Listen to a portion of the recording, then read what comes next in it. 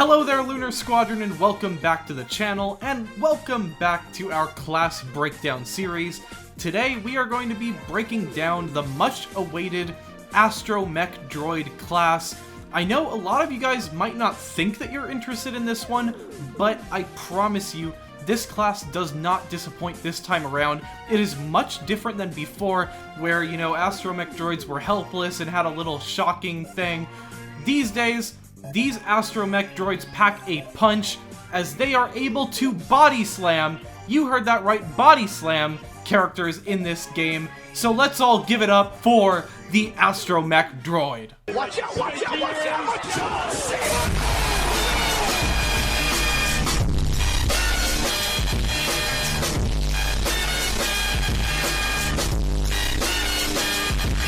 In this video, we are going to be breaking down all of the different Astromech Droids that will be in this game, at least the ones that we've seen so far, and we're also going to be breaking down all of the Astromech Droid abilities and Astromech Droid perks, as well as what we think their upgrades will be in this game. Now, before we get into all of that goodness, we do have a brief message, don't we, Nick? We actually have a couple brief messages, Andreas. First, since this is our final character class breakdown video, that means our very next video will be our Q&A. So this is your final chance to enter the Q&A and leave a question down below in the comments. If you have already left a question over the last few weeks, you do not need to leave another one. Trust me, we got it. You are covered. Second, due to contractual obligations, I am unfortunately made to do this next segment, meaning please stand by for a message from our official sponsor, General Grievous. I will find your partner. What the hell was that, Nick? That wasn't Grievous. What? What do you mean, what? That wasn't General Grievous. That was Bosk. Yeah, it was. No. That was Grievous. I introduced him. I said I was contractually obligated to introduce General Grievous, and that's what I did. Okay, well, whatever. Let's get into the video. This is Lunar Squadron standing by. We are ready to make the jump to hyperspace. On my mark, Lunar Squadron.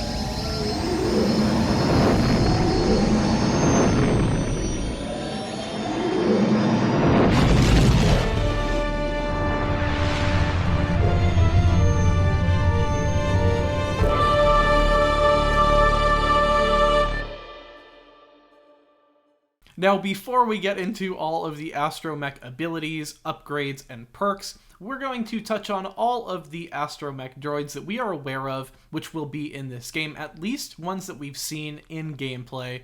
First off, of course, this game will have the well-beloved R2-D2, the OG Astromech Droid. We also know for a fact that it is going to have BB-8, as well as BB-9E, Darth Ball. We see Darth Ball not only on the character list, but also next to Darth Vader on Jabba's sail barge.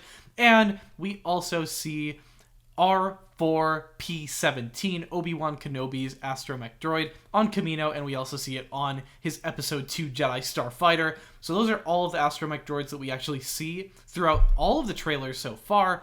Now that we've gotten all of those out of the way, first off, I want to say that we can probably expect loads of other Astromech Droids throughout this game. I mean, there are just so many to choose from, too many to list here. So we're just going to, with that, move on to the next topic, which is the perks for the Astromech Droid class. Nick, why don't you kick it off with the first perk?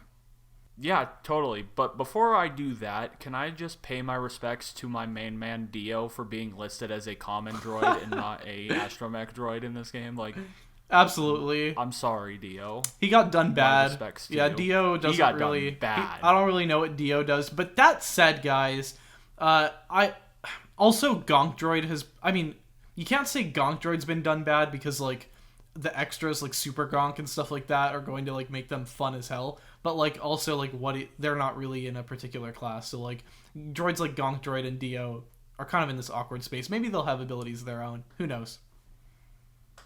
Yeah, but besides that, let's talk about these perks. Let's start off with this first perk. Now, what do we see? We see an Astromech Droid with a speech bubble above its head, and within that speech bubble is an exclamation point. Now, to be completely honest with you, these perks when it comes to the Astromech class are probably the most confusing that we have dealt with up to this point, just because we haven't really seen much of what the Astromech will be capable of doing in LEGO Star Wars The Skywalker Saga.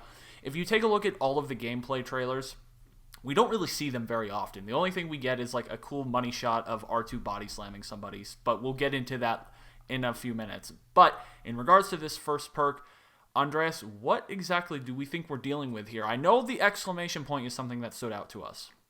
So we have 2 confirmed uses for the exclamation point in this game. The first one is with the alert system. However, I don't think this really has to do with that for a variety of reasons, which we will not get into today. The other main reason that we see the exclamation point use in this game is for the waypoint system. We know from a few interviews actually that you will be having these waypoints throughout levels to point you in the right direction and send you, towards the actual storyline, what you need to get done to get through the level. This is something that's frankly needed in a game of this scale where it's probably going to be easy to get lost and go on tangents. So we actually see firsthand how this waypoint will look in the level on the Invisible Hand, where we see Anakin Skywalker, and we do see what this waypoint will look like. It is an exclamation point that kind of, shows you the distance between you and the direction in which that waypoint will be. Now, we see clearly that the exclamation point is also in the menu for the holo projector. It is one of those tabs on the top. However, we've never seen this tab, as none of these trailers has shown this tab. Nick and I believe that this will be the missions tab, which will be how you keep track of all the missions that you have pending in the game, as well as missions that you are on and the next waypoints that will be available to you. So what do all of these missions have to do with R2 and this perk, Nick? What do we think that this exclamation point has to do with Astromech Droids? Yeah, I'm thinking this perk is just going to be dealing with Astromech Droids will be able to help guide you or provide hints or obtain information that, I guess, work in the way of hints that will just help you along the way on your mission, on your quest, whatever that be. I'm not quite sure exactly how that will upgrade. Perhaps it's just as you upgrade it, you're able to access more information or get more concrete information. But to me, Andreas, I'm not quite sure what else this could be dealing with. When I first looked at this, I thought perhaps this is pointing toward some form of hint system that the Astromechs will be able to do. Yeah, I definitely think the fact that you can see that it is in a speech bubble kind of indicates that the Astromech droid will be communicating some sort of waypoint to you.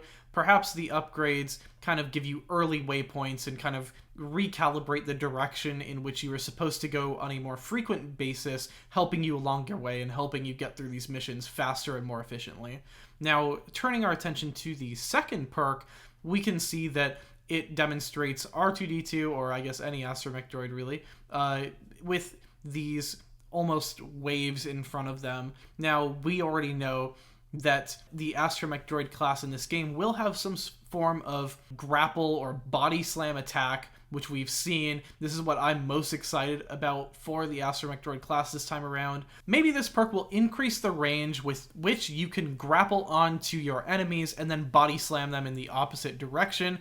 We do see with the clip of R2-D2 grappling the Mustafarian that he sort of locks onto the Mustafarian before he rotates and then body slams the Mustafarian in the opposite direction. Perhaps this perk and upgrading this perk will allow you to grapple onto characters which are further away. It's kind of hard to tell just from the face of this perk, but that's kind of what I think it has to do, given that I think they would probably bake in some way to upgrade this clear ability, which we do see in the gameplay overview trailer. Yeah, I think that's a very good guess. If you take a look at the waves, they kind of look like a Wi-Fi range, symbol. So that would be a cool way to showcase that. I think that's a very good guess. Honestly, I can't think of anything better. I think that's a really good idea. And obviously, one of these perks you would think have to deal with that body slam ability. And to me, out of all of them, this looks like the one that would potentially do that. Now, the third perk. I know, Andreas, we had a couple ideas as to what exactly we thought this third perk was dealing with. I know we floated the idea of perhaps it had to deal with terminals and you could reroute terminals or reroute power to potential terminals or something of that variety, just because you see that kind of circuit line and the power being changed directions going to the upwards direction instead of down. That is one idea we floated, but then you actually came across something or remembered something from LEGO Star Wars games of the past, and you think you actually have a better idea as to what this perk might be dealing with. That's completely right, first of all, but I do think that these two things may actually be related. I want to kind of refresh all of your guys' recollection as you think back to The Force Awakens. The Force Awakens was a game where you used Astromech Droids, including R2-D2, in the Endor sequence to get past certain points by the use of panels, such as the ones that we do see ultimately on Jabba's sail barge. Now, once we reached these terminals in The Force Awakens, we had to play this sort of puzzle minigame, which, once solved, ultimately got us through to the next stage. Now, this looks like it might be some sort of, a similar mechanism whereby there will be some sort of a circuit minigame, which you will have to play at these different terminals, just like the one that we see on that sail barge. I want to note that we do see 2 turbo lasers on the sail barge. Perhaps this gives us the option to route to 2 turbo lasers instead of just 1, or maybe upgrading this perk will allow us to do things like get through these puzzles and mini games faster. Maybe it'll give us sort of a guide as to which path to go down on these circuit boards so that we can kind of mow through these faster. And then maybe once all the way upgraded, R2 will just do it automatically without any, user control where you have to, start picking circuit paths. So this might be a great perk, which ultimately helps you get through the game and get through certain passages quicker. Yeah, Andres, I think that's a great idea. I definitely think it's clear that you thought this through a lot, and I think that's a good idea. I buy your argument. I think that's a really cool idea. Now, in regards to this 4th perk, this one is perhaps the most easy one to tell what exactly is going on. We see an Astromech unit with a little electrical shocks coming out of it. Those are little lightning bolt symbols coming out of it.